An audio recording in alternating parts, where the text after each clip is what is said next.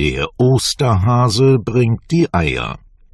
In Deutschland bringt der Osterhase die Ostereier.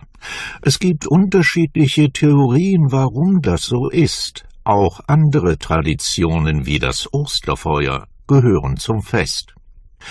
Eines steht seit dem Jahr 325 nach Christus fest. Ostern findet immer am Sonntag nach dem ersten Vollmond im Frühling statt, also zwischen dem 22. März und dem 25. April. Es ist eine Zeit, in der sich die Hasen nach dem Winter wieder auf den Feldern zeigen. Aber ist das auch der Grund, warum das kleine Tier mit den langen Ohren in Deutschland an Ostern eine so große Rolle spielt? Wir wissen nur, dass die ersten Geschichten vom Osterhasen in der evangelischen Literatur des 17. Jahrhunderts auftauchen, erklärt der Brauchtumsforscher Alois Döring. Zwar gab es, je nach Region, anfänglich auch den Fuchs oder Raben, aber diese Tiere setzten sich nicht durch. Döring sieht den Grund darin, dass sich der Hase besser mit menschlichen Eigenschaften wie dem aufrechten Gehen darstellen ließ als andere Tiere.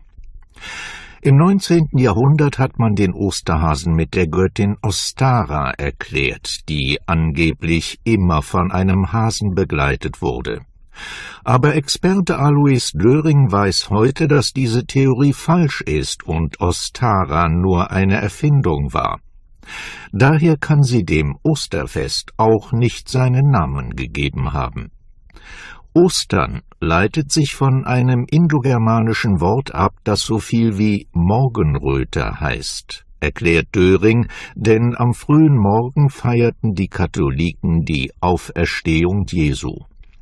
Die Eier sind ein Symbol für die Auferstehung Jesu von den Toten und stehen für neues Leben. Während der Fastenzeit durften die Katholiken keine Eier essen, so Döring. Die vielen Eier, die übrig waren, wurden in der Kirche gesegnet und dann bemalt, um sie von den anderen zu unterscheiden. Neben dem Bemalen von Ostereiern ist das Osterfeuer eine sehr alte Tradition. Alois Döring findet, es ist so fest mit Ostern verbunden wie der Hase und das Ei. Seit etwa 2000 Jahren soll es den Winter vertreiben und trotz vieler Brände gehört es heute noch fest zur Ostertradition.